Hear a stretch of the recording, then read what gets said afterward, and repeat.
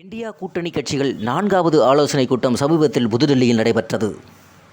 Rome நகரம் பற்றி எரிந்தபோது அந்த நாட்டின் நீரோ மன்னன் பிடில் வாசித்து கொண்டு இருந்தான் என்பதைப் போல மாநிலத்தின் ஒரு பகுதியே பேரிடரில் மூழ்கி தத்தளித்து கொண்டிருந்த போது, வெள்ளத்தில் மக்கள் தத்தளித்து கொண்டிருந்த போது, மக்களுக்கு தேவையான உதவிகள் செய்து அவர்களை மீட்க வேண்டிய முதல்வர் ஸ்டாலின் அவர்கள்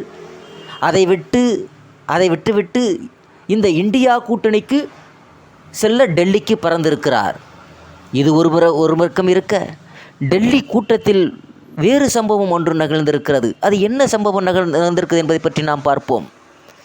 முதல்வர் பங்கேற்ற இந்தியா கூட்டணி கட்சியில் கூட்டத்தில் பீகார் முதல்வர் நிதிஷ்குமார் பேசியபோது, ஸ்டாலின் உடன் இருந்த DR பாலு நிதிஷ்குமாரின் பேச்சை ஆங்கிலத்தில் மொழிபெயர்க்க ஏற்பாடு செய்ய வேண்டும் என்று கோரிக்கை எழுப்பியிருக்கிறார்.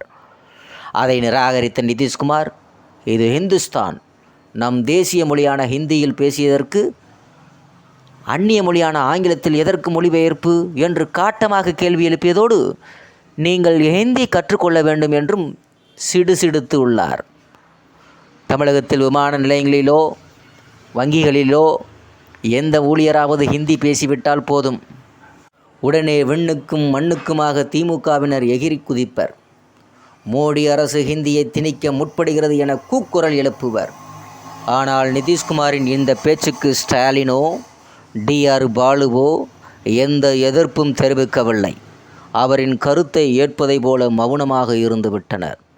இதிலிருந்தே திமுகவின் ஹிந்தி எதிர்ப்பு சாயம் முற்றிலும் வெளுத்து போனது.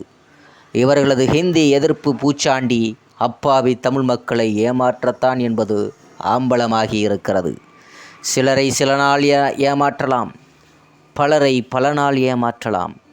ஆனால் எல்லாரையும் எப்போதும் ஏமாற்ற முடியாது என்பதை உறுதிப்படுத்தியிருக்கிற வகையில் டெல்லியில் திமுகவின் வேஷத்தை கலைத்து